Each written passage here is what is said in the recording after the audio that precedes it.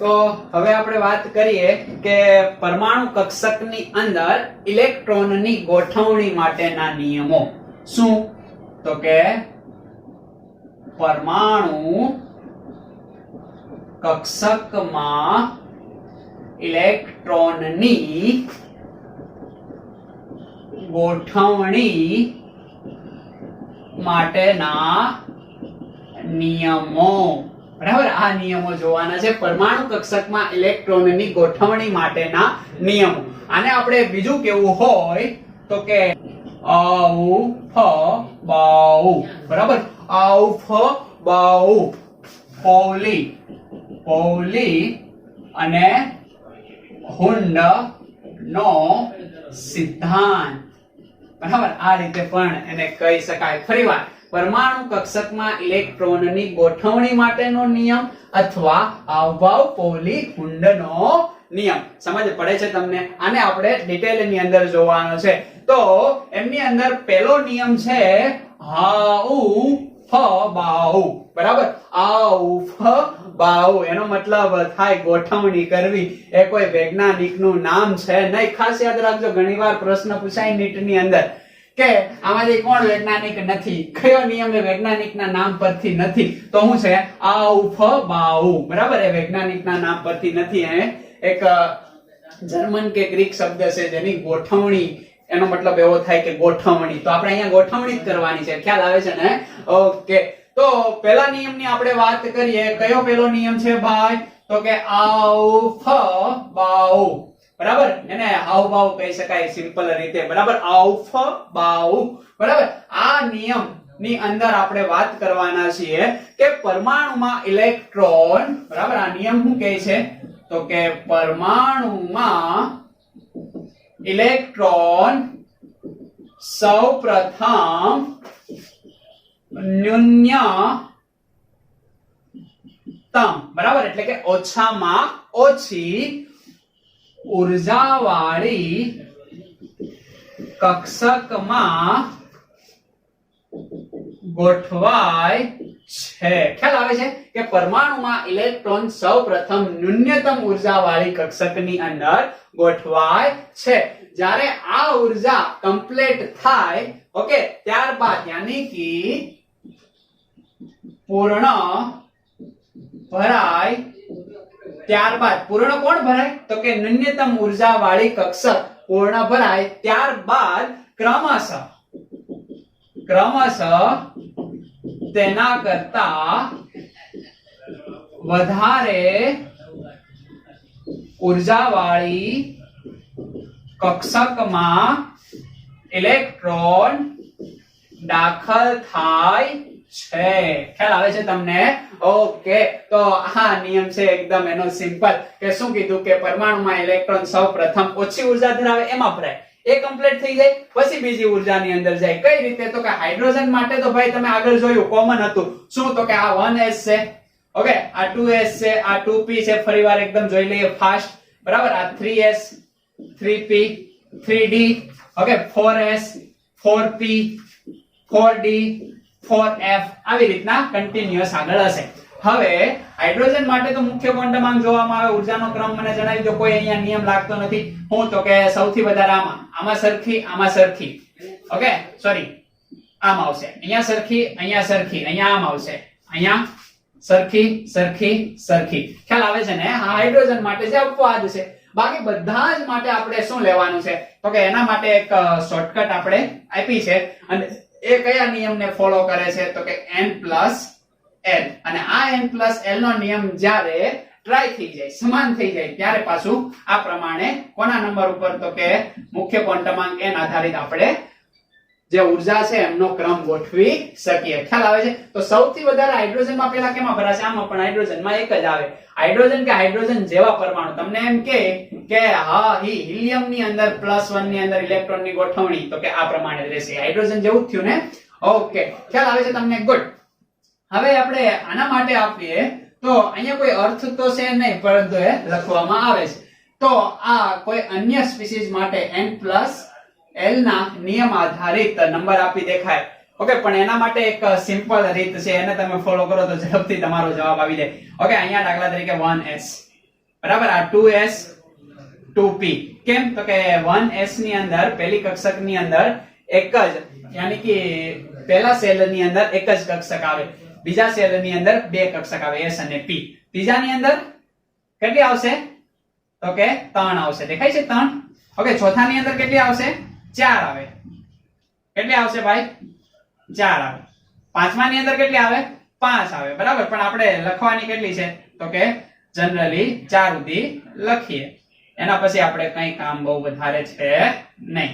અહીંયા 5d ને અહીંયા 5f પછી આવે, પણ એ આપણે લખતા નથી. તો આમની અંદર ઇલેક્ટ્રોન સૌથી પહેલા ભરાય ક્યાંથી? તો કે આવી રીતના ભરવાનો. દેખાય છે? આ કેમ જાય છે? આમ જાય છે. ખ્યાલ આવે છે? હવે આ જે ખાલી જગ્યા છે ત્યાંથી એને પાછો વાળવાનો. ફરીવાર પાછો કેમ આવે? તો કે આમ જાય છે. દેખાય છે? એટલે અહીંથી અહીંયા અડી ગયો. ખ્યાલ આવે છે? હવે ફરીવાર પાછો એને પાછો વાળવાનો, રિટર્ન. ખ્યાલ આવે છે? પાછું અહીંયા. ખ્યાલ આવે છે? પાછું અહીંયા.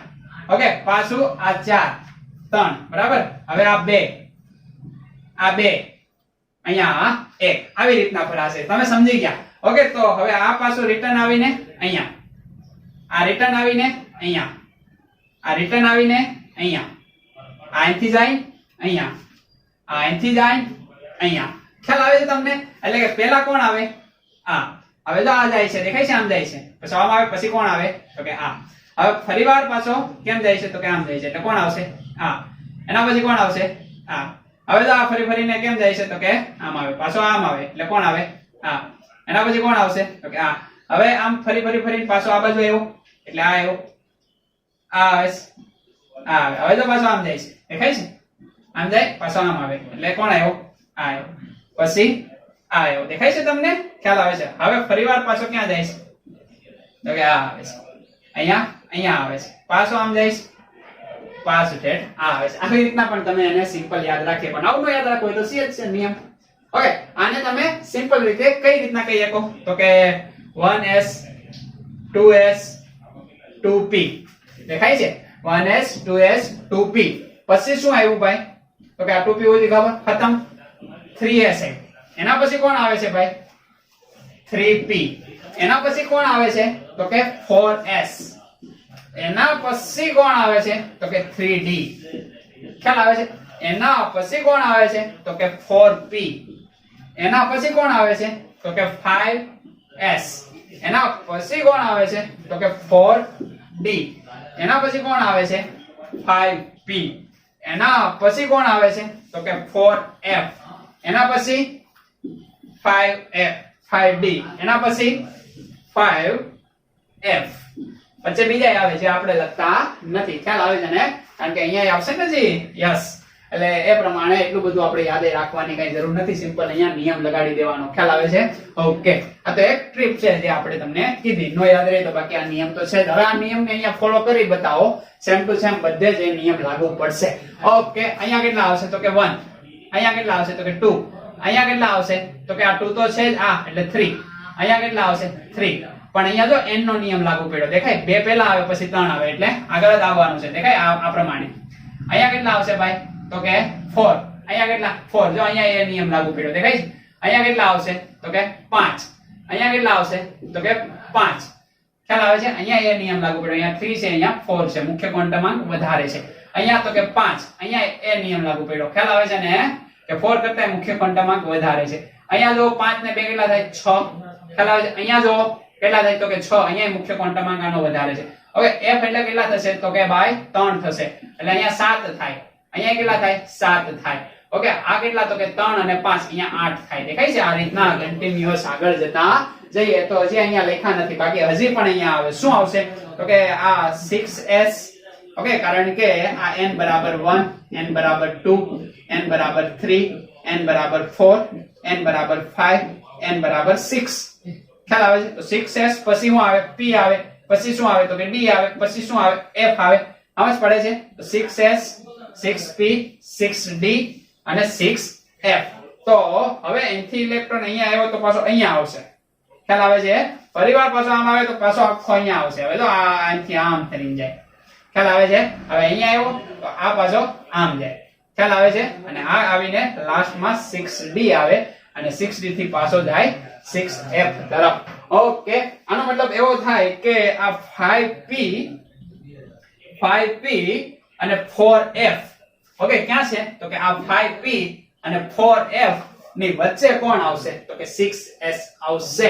ખ્યાલ આવે છે? તો અહીંયા હું લખી શકું હું તો કે 6s આજ પડે છે એટલે આ પણ હવે 6 પણ મુખ્ય ક્વોન્ટમ આંક ક્યાં વધારે એટલે આવું તમને એક્ઝેક્ટ સમજ પડી ગઈ. આવું કોણે કીધું હતું? તો કે ઇલેક્ટ્રોન ની પરમાણુ કક્ષકની અંદર ગોઠવણી ઓકે કયા નિયમ આધારિત? તો કે આવ એવું એને તમે કહી શકો. આ નિયમ આધારિત બરાબર હે. સિમ્પલ આ નિયમ જ છે કે સૌથી પહેલા કેમાં ભરાશે? આમાં. ઓકે, આમાં ભરાઈ ગયા પછી કેમાં ભરાય? આમાં. એમાં ભરાઈ ગયા પછી કેમાં ભરાય? આમાં. એમાં ભરાઈ ગયા પછી કેમાં ભરાય? આમાં. સમજ પડી ગઈ? એટલે આ રીતના કન્ટિન્યુઅસ ભરાતા જાય. હવે પ્રશ્ન એ રે કે એક કક્ષકની અંદર મારે કેટલા ઇલેક્ટ્રોન ભરવા? ઓકે, તો આ કક્ષક એટલે કે અહીંયા એક કક્ષક છે S એટલે અહીંયા એક હશે. P ની અંદર કેટલી હશે? તો કે 3 હશે. ઓકે, S ની અંદર એક હશે, P ની અંદર ફરી પાછી 3 હશે, S ની અંદર એક હશે, D ની અંદર કેટલી હશે? 1 2 3 અને 5 કક્ષકો હશે. તો આમની અંદર ઇલેક્ટ્રોન કઈ રીતે ભરવા? અને એક કક્ષકની અંદર યાની કે માત્ર અને માત્ર તો આ P છે તો P માં આ Px ની અંદર કેટલા ભરવા? Py ની અંદર કેટલા ભરવા? Pz ની અંદર કેટલા ભરવા? Dxy ની અંદર કેટલા ભરવા? D ઓકે x2 - y2 ની અંદર કેટલા ભરવા? એ હવે આપણે આગળ શીખવાનું છે. એ પહેલા તમે આ નિયમને સાપી મારો.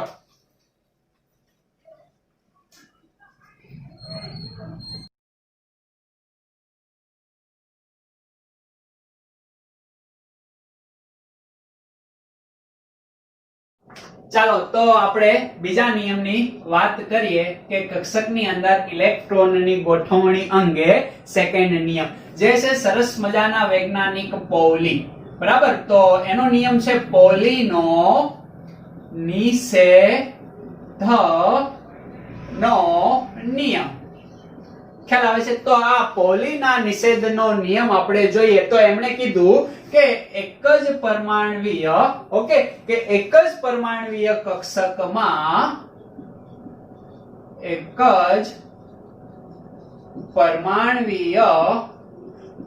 કક્ષકમાં રહેલ ઇલેક્ટ્રોન ઓકે રહેલા ઇલેક્ટ્રોન ના ચારેય ક્વોન્ટમ આંક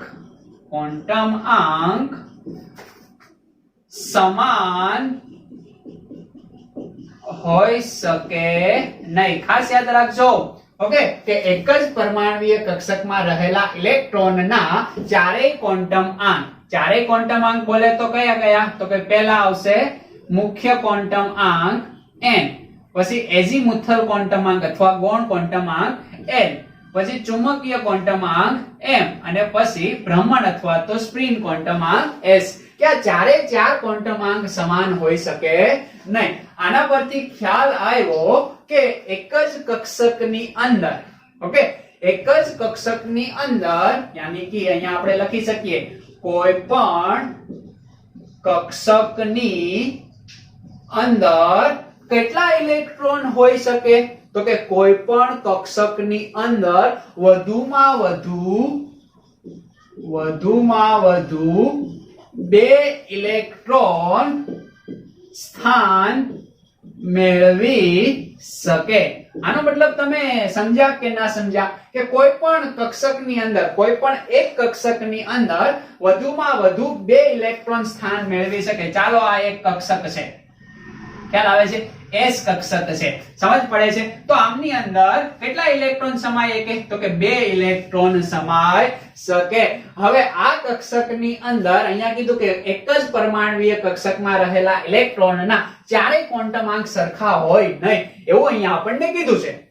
તો અહીંયા તમે જુઓ કે આમની અંદર 2 ઇલેક્ટ્રોન સમાય શકે પણ એના ચારેય ક્વોન્ટમ આંક સરખા ન હોય. હવે એક જ કક્ષકની અંદર 2 ઇલેક્ટ્રોન છે તો ચારેય ક્વોન્ટમ આંક સરખા તો હોવાના જ છે. કઈ રીતે ખબર પડી? દાખલા તરીકે એક ઇલેક્ટ્રોન ને હું આમ ગોઠવું તો બીજા ઇલેક્ટ્રોન ને હું આમ ગોઠવી શકું નહીં. એક કક્ષકની અંદર કેટલા ઇલેક્ટ્રોન હોય? તો કે 2 ઇલેક્ટ્રોન. તો બીજાને ગોઠવો હોય તો વિરુદ્ધ ગોઠવી શકું. તો કે હવે આના માટે n ની વેલ્યુ તો કે દાખલા તરીકે 1s કક્ષક છે તો બંને ઇલેક્ટ્રોન માટે 1. ખ્યાલ આવે છે? L ની વેલ્યુ તો કે S છે એટલે બંને ઇલેક્ટ્રોન માટે 0.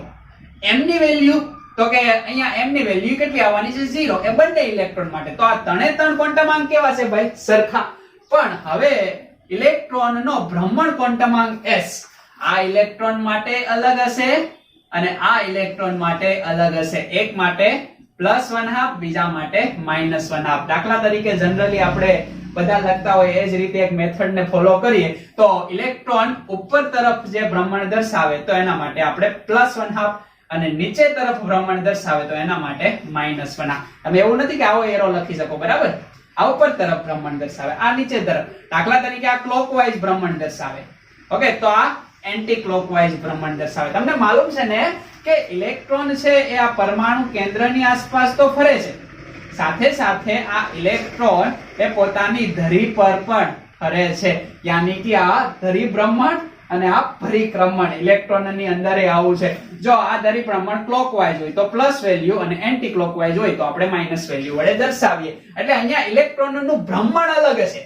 તો એક જ કક્ષકની અંદર ઓકે ચારેય ક્વોન્ટમ આંક સમાન હોઈ શકે નહીં. 3 સમાન થયા પણ આ ચોથો સમાન થયો નહીં. તો આવો નિયમ કોણે આપ્યો તો કે પોલીએ. એટલે કે કોઈ પણ કક્ષકની અંદર વધુમાં વધુ કેટલા ઇલેક્ટ્રોન સમાઈ શકે? 2. કક્ષકની અંદર એક ઇલેક્ટ્રોન હોય નહીં. આવી માહિતી આપનાર સૌપ્રથમ વૈજ્ઞાનિક હતા ભાઈ પૌલી. ખ્યાલ આવે છે? જેને કહેવાય પૌલીનો નિષેધ નિયમ. તો આ 2 પોઈન્ટ તમને યાદ રહી જાય કે નો યાદ રહી જાય? હવે આના પરથી હું તમને કહું કે સરસ મજાના કોઈ પણ મુખ્ય ક્વોન્ટમ આંક આપણો શું હોય તો કે મુખ્ય ક્વોન્ટમ આંક બરાબર n. તો મુખ્ય ક્વોન્ટમ આંક આપણને આપ્યો હોય ત્યારે કક્ષકની સંખ્યા આપણે મેળવવી હોય તો કયું સૂત્ર હતું આપણી પાસે? n નો વર્ગ. ખ્યાલ આવે છે? હવે આપણને જ્યારે ગૌણ ક્વોન્ટમ આંક આપ્યો હોય, ગૌણ ક્વોન્ટમ આંક, ત્યારે એમાં રહેલ કક્ષકની સંખ્યા આપણે મેળવવી હોય તો એના માટે કયું સૂત્ર હતું તો કે 2l + 1. દેખાય છે? આ આપ્યો હોય ત્યારે અહીંયા મુખ્ય ક્વોન્ટમ આંક આપ્યો હોય તો n નો વર્ગ. દાખલા તરીકે એક્ઝામ્પલ આપણે આપ્યું તો n બરાબર 3 હોય તો આમની અંદર કેટલી કક્ષકો હોય? તો સિમ્પલ છે, 3 નો વર્ગ એટલે જવાબ આવી જાય 9. ખ્યાલ આવે છે? અહીંયા આપણે જોઈએ તો અહીંયા તો 3 છે એટલે તો કોઈ સવાલ નથી. પણ તમને એમ કહે કે 3p, ઓકે, તો p બરાબર કેટલા આવે? તો કે સીધી વાત છે કે આ p છે. p નો મતલબ શું થશે ભાઈ? તો કે અહીંયા l બરાબર તમે 1 મૂકશો એટલે તમારો જવાબ કેટલો આવે? તો કે 3. ખ્યાલ આવે છે? એટલે ગૌણ ક્વોન્ટમ આંકની અંદર કક્ષકોની સંખ્યા તમને આ સૂત્ર આધારિત મળશે. મુખ્ય ક્વોન્ટમ આંકની અંદર કક્ષકોની સંખ્યા તમને અહીંયા મળશે. આ કુલ સંખ્યા છે. ખ્યાલ આવે છે? આ ગૌણ ક્વોન્ટમ આંક તમારો જે હશે એ પ્રમાણે તમને કક્ષકોની સંખ્યા આ સૂત્ર મુજબ મળશે. હવે આ તમને મુખ્ય ક્વોન્ટમ આંક બરાબર એમની અંદર કક્ષકોની સંખ્યા કેટલી મળી જાય તો કે n નો વર્ગ. હવે હું તમને કહું કે ટોટલ ઇલેક્ટ્રોનની સંખ્યા મારે જોઈએ છે કે મારી સેલ, ઓકે, યાની કે સેલની અંદર કુલ ઇલેક્ટ્રોનની સંખ્યા કેટલી થાય તો કે સિમ્પલ છે 2 ગુણ્યા કક્ષકની સંખ્યા. કે કક્ષકની સંખ્યા જેટલી હશે એક કક્ષકની અંદર 2 ઇલેક્ટ્રોન તો કક્ષકની સંખ્યા ગુણ્યા 2 કરી દઉં તો મળી જાય કે ન મળી જાય? તો કક્ષકની સંખ્યા શોધવાનું સૂત્ર શું છે તો કે n નો વર્ગ. તો અહીંયા હું લખી શકું 2n નો વર્ગ. સમજ પડી ગઈ તમને? એટલે હંમેશા યાદ રાખવાનું છે શું તો કે સેલની અંદર કુલ ઇલેક્ટ્રોનની સંખ્યા કયા સૂત્ર આધારિત મળે છે તો કે 2n નો વર્ગ. ઓકે, અને ગૌણ ક્વોન્ટમ આંક આધારિત કક્ષકની સંખ્યા તો આને ગુણ્યા કેટલા કરી દેવાના? 2 કરી દેવાના. તો p કક્ષકની અંદર ટોટલ કેટલી કક્ષકો હોય? 3. એને ગુણ્યા તમે કેટલા કરી નાખો તો કે 2 કરી નાખો એટલે કેટલા ઇલેક્ટ્રોન સમાય તો કે સિમ્પલ છે 6 ઇલેક્ટ્રોન. સમજ પડે છે તમને? તમે સમજ્યા? સેલની અંદર કુલ ઇલેક્ટ્રોનની સંખ્યા 2 ગુણ્યા કક્ષકની સંખ્યા. કક્ષકની સંખ્યા કેમ મેળવશો તો કે n ની વેલ્યુ તમને 3 આપી હોય તો 3 નો વર્ગ એટલે કક્ષકો તો n નો વર્ગ થયો. n નો વર્ગ ગુણ્યા 2. ખ્યાલ આવે છે? એટલે ઇલેક્ટ્રોનની સંખ્યા તમને અહીંયા મળી જાય. હું તમને અહીંયા પ્રશ્ન પૂછું શું તો કે 4s ની અંદર મને ઇલેક્ટ્રોનની સંખ્યા જણાવો. ઓકે, 4s ની અંદર કીધું. ખ્યાલ આવે છે? તો n બરાબર કેટલા છે? 4. s બરાબર કેટલા છે ભાઈ? 0. ખ્યાલ આવે છે ને? s બરાબર 0 થશે ને તો એક જ કક્ષક હશે તો અહીંયા m કેટલા થશે ભાઈ? સિમ્પલ છે કે 0. કક્ષક કેટલી થઈ? તો કે 1. તો આ એક કક્ષકની અંદર કેટલા ઇલેક્ટ્રોન સમાય? તો કે 2. જવાબ શું આવે? 2. પણ હું તમને અહીંયા એવો પ્રશ્ન પૂછું કે n બરાબર 4 માટે ઇલેક્ટ્રોનની સંખ્યા મેળવો. તો આનો મતલબ શું થાય? તો કે n બરાબર 4. ઓકે, n બરાબર 4 ની અંદર કક્ષકો કેટલી હશે? તો કે n નો વર્ગ. ખ્યાલ આવે છે? n નો વર્ગ યાની કે 4 નો વર્ગ કેટલો થાય ભાઈ? તો કે 4 નો વર્ગ 4 ગુણ્યા 4 એટલે કેટલો થશે? તો કે 16. સમજ પડે છે તમને? ખ્યાલ આવે કે ના ખ્યાલ આવે? તો અહીંયા 16 થયો. તો અહીંયા 16 કક્ષકો હશે તો આમની અંદર ઇલેક્ટ્રોન કેટલા હશે? તો કે આને ગુણ્યા કેટલા કરવા પડશે? 2 એટલે કે 32 ઇલેક્ટ્રોન અહીંયા સમાયેલા હશે. સમજ પડે છે તમને? એક્ઝેક્ટલી તમે સમજ્યા. કેટલા ઇલેક્ટ્રોન હશે? 32. કેમ?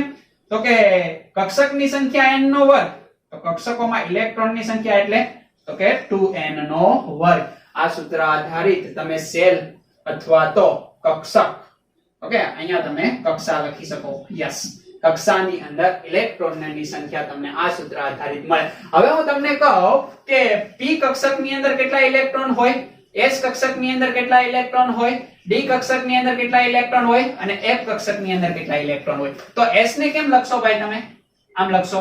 p ને તો કે p અંદર 3 કક્ષકો હોય. ઓકે, હવે d ની અંદર તો d ની અંદર કેટલી કક્ષકો હોય ભાઈ? સિમ્પલ છે, 5 કક્ષકો હોય. ઓકે, આમની અંદર ભાઈ કેટલી કક્ષકો હોય? તો કે સિમ્પલ છે 1 2 3 4 5 6 અને 7. ટોટલ કેટલી કક્ષકો હોય? 7 કક્ષકો હોય. સમજ પડે છે? તો s ની અંદર વધારેમાં વધારે કેટલા ઇલેક્ટ્રોન સમાય? સિમ્પલ છે, આ 1 અને આ 2. p ની અંદર કેટલા? 1 2 3 4 5 6. ઓકે, d ની અંદર 1 2 3 4 5 6 7 8 9 અને 10. એટલે આમની અંદર 1 2 3 4 5 6 7 8 9 10 11 12 13 14. ઓકે, આ મેક્સિમમ ઇલેક્ટ્રોન સમાય.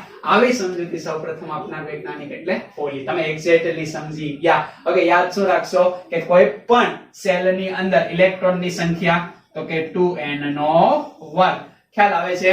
p ની અંદર કેટલા ઇલેક્ટ્રોન હોય? તો કે કેટલી કક્ષકો? 3. તો એને ગુણ્યા 2 એટલે ટોટલ થઈ ગયા 6. s ની અંદર ટોટલ કક્ષક 1. ઓકે, એને ગુણ્યા 2 એટલે જવાબ આવે 2. d ની અંદર ભાઈ ઘણી બધી વાર કહું છું, દેખાય છે ને? d ની અંદર 5 કક્ષકો, 5 ગુણ્યા 2 ઇલેક્ટ્રોન કેટલા આવે? 10. આ ઇલેક્ટ્રોનની સંખ્યા. ઓકે, આ એની અંદર કક્ષકની સંખ્યા. ખ્યાલ આવી જાય કે નો ખ્યાલ આવી જાય? f ની અંદર હોમવર્ક ની અંદર હોમવર્ક શું ચાલો કરી નાખીએ. f એટલે કેટલા? તો કે 7. 7 ગુણ્યા 2 જવાબ આવી ગયો 14. સમજ પડે છે તમને? એટલે એક કક્ષકની અંદર મેક્સિમમ ઇલેક્ટ્રોન ભાઈ 2 અને આ ઇલેક્ટ્રોનના ચારે ક્વોન્ટમ આંક સરખા ન હોય એટલે એક ઇલેક્ટ્રોન ઉપર તરફ ભ્રમણ કરે તો એક ઇલેક્ટ્રોન નીચે. એટલે ઇલેક્ટ્રોન એ ઓકે પરિક્રમણની સાથે પોતાની કક્ષ પર પણ ભ્રમણ કરે છે. ખ્યાલ આવે? એટલે ઇલેક્ટ્રોન ખુદે ફરતો હોય અને કેન્દ્રની આસપાસ એ ફરતો હોય. પેલું પૃથ્વી કેમ પોતાની ધરી પર ફરે અને સૂર્યની આસપાસ ફરે એમ ઇલેક્ટ્રોન ફરતો હોય અને આ એનો ભ્રમણાંક દર્શાવે. એક ઇલેક્ટ્રોન ઘડિયાળની દિશામાં ફરતો હોય, ઘડિયાળના કાંટાની દિશામાં, તો બીજો ઇલેક્ટ્રોન એના વિરુદ્ધ દિશામાં ફરતો હોય. એટલે એક જ કક્ષકની અંદર ચારેય ક્વોન્ટમ આંક સરખા ન હોય એના આધારિત આ નક્કી થઈ ગયું કે કોઈ પણ કક્ષકની અંદર 2 ઇલેક્ટ્રોન મેળવી શકાય. બરાબર? એટલે 2 ઇલેક્ટ્રોન સ્થાન પામે અને ચારે ક્વોન્ટમ આંક સરખા ના હોય. લખી નાખો પોલીનો નિષેધનો નિયમ.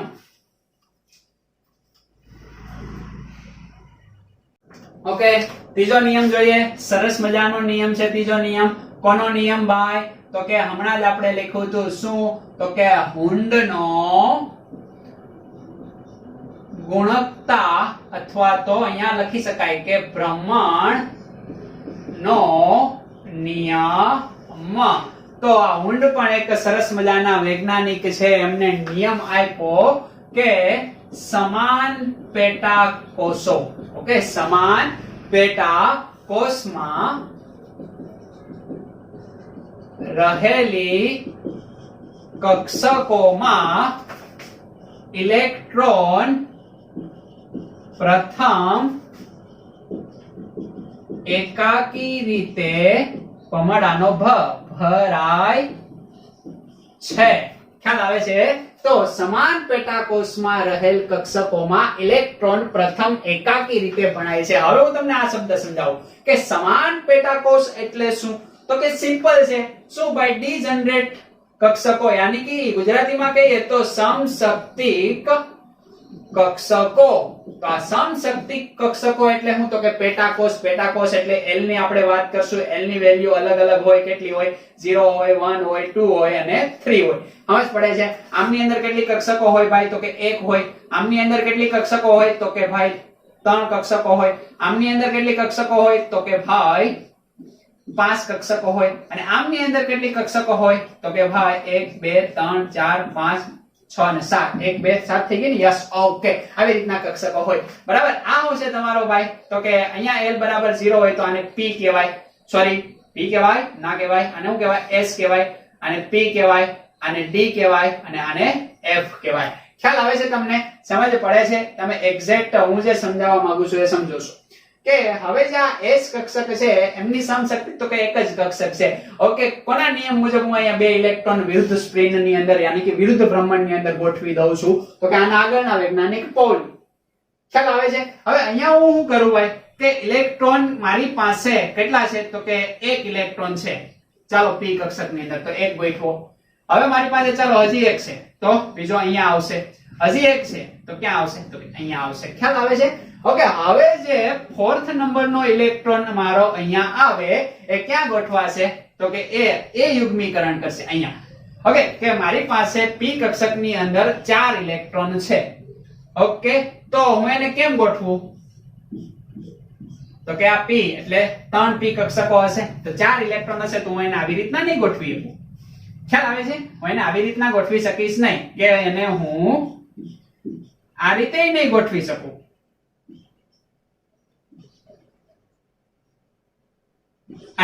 આ રીતે પણ એને ગોઠવી શકાશે નહીં. મારી પાસે 4 ઇલેક્ટ્રોન છે તો પહેલા શું થશે કે દરેક કક્ષકની અંદર એક એક ઇલેક્ટ્રોન ગોઠવાઈ જશે. પછી એનું શું થશે? યુગ્મીકરણ. અહીંયા થઈ શકે, અહીંયા થઈ શકે.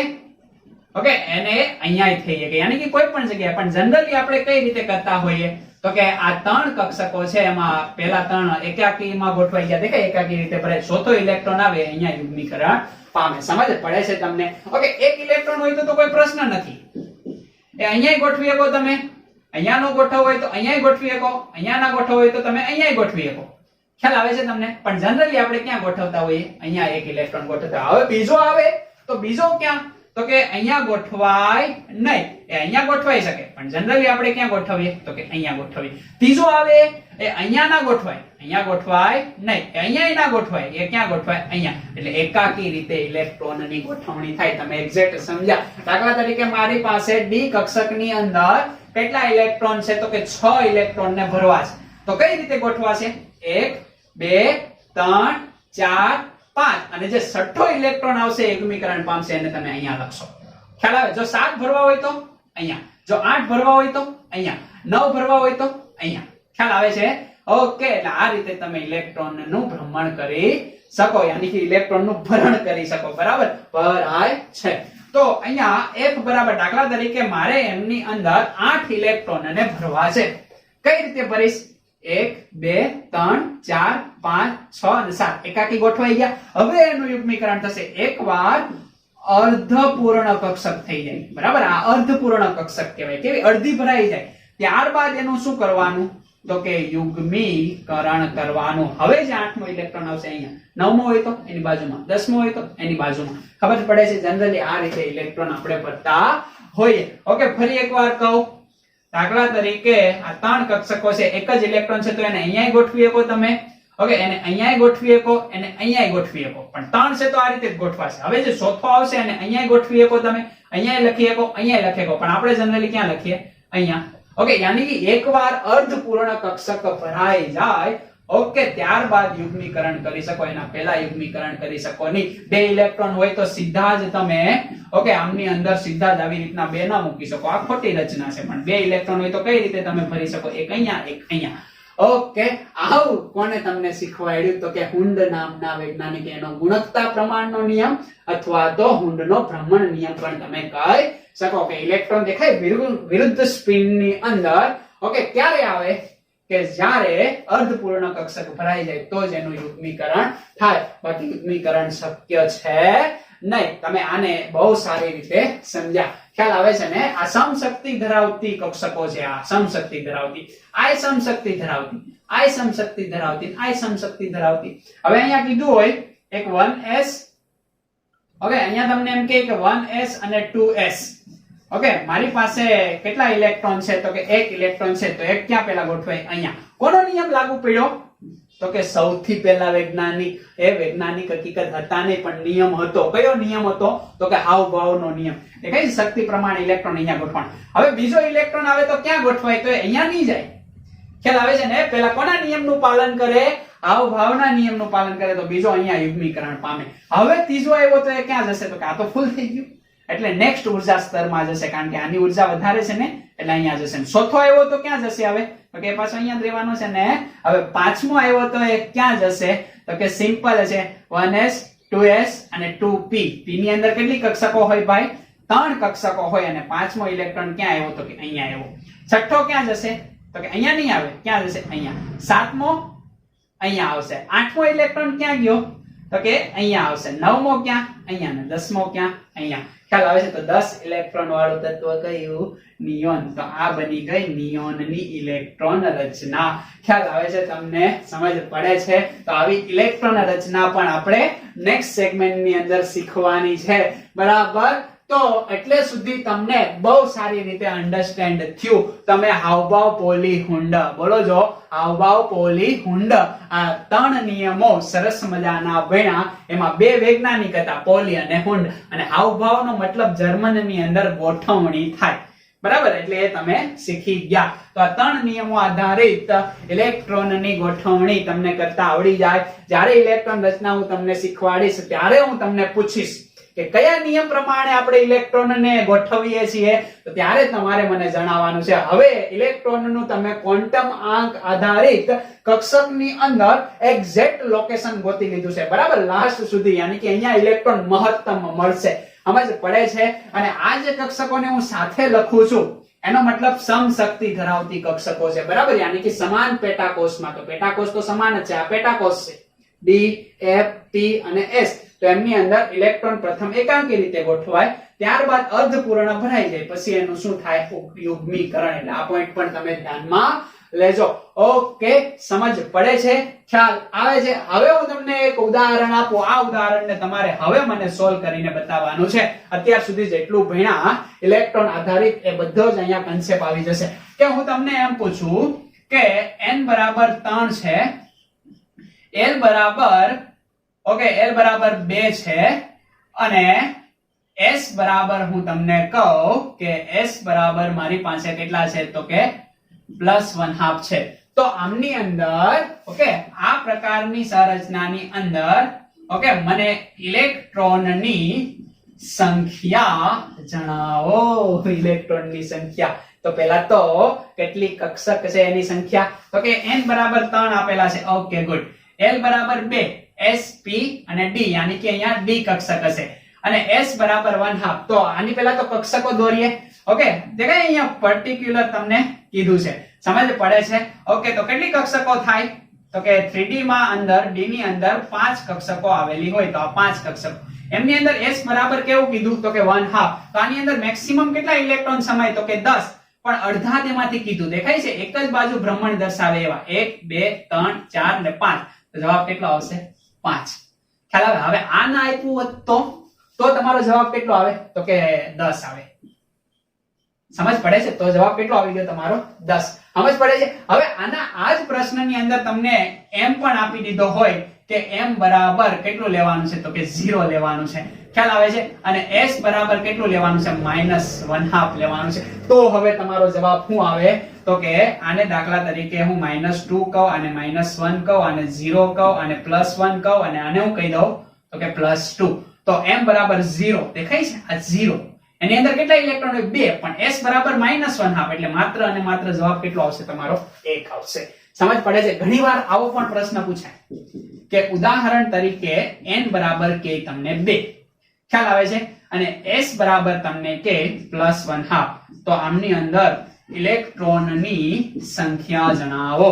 તો n ની વેલ્યુ અહીંયા આપેલી છે 2. ઓકે, હવે l ની વેલ્યુ આપેલી નથી, તો n ની વેલ્યુ l ની વેલ્યુ શું આવે? 1 એ આવે અને 0 એ આવે. ખ્યાલ આવે છે? હવે આમની અંદર આપણે m ની વેલ્યુ ગોતીએ તો અહીંયા 0 છે બરાબર, તો અહીંયા 0 જ આવવાનો, 1 છે તો અહીંયા શું આવવાનું -1 0 અને +1 એટલું આવવાનું છે. તો અહીંયા એક કક્ષક અને આ કઈ તો કે p એટલે કે ત્રણ કક્ષક.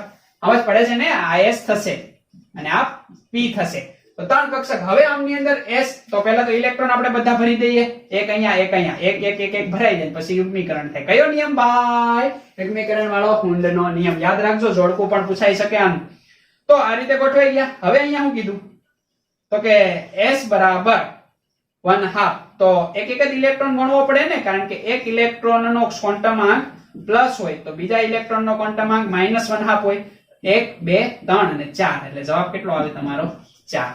એટલે આવા ઘણા બધા પ્રશ્ન તમને પૂછાઈ શકે છે. સમજ પડે છે કે ના સમજ પડે? અહીંયા તમને ઇલેક્ટ્રોનની સંખ્યા પૂછી, આની જગ્યાએ તમને કક્ષકોની સંખ્યા પૂછી શકે ને, તો કક્ષકોની સંખ્યા ને આની સાથે બહુ કઈ લેવા દેવા છે નહીં, પણ પૂછી શકે એટલે તમને આ ખ્યાલ આવવો જોઈએ. સમજ પડશે એટલે આવા એક્ઝામ્પલ ને તમે ધ્યાનમાં લેજો. ઓકે, એક એક્ઝામ્પલ તમને હું હોમવર્ક ની અંદર આપતો જાઉં. એ ઉદાહરણ છે કંઈક આવું કે આમની અંદર n ની વેલ્યુ 4 છે, ખ્યાલ આવે છે, અને s ની વેલ્યુ +1/2 છે. તો આમની અંદર કક્ષકની સંખ્યા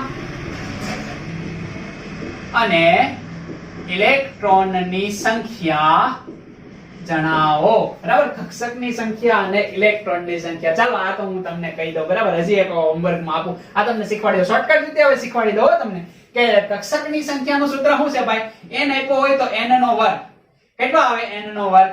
ઓકે, તો 4 નો વર્ગ કેટલો આવે ભાઈ? 16. ખ્યાલ આવે? હવે આમની અંદર કેટલા ઇલેક્ટ્રોન હોય તો કે 2n નો વર્ગ. ઓકે, તો ઇલેક્ટ્રોન એટલા હોય, ઇલેક્ટ્રોનની સંખ્યા મેળવવાની એટલે 2 કરવા પડશે ને, તો 16 × 2 કેટલા જવાબ આવે? 32.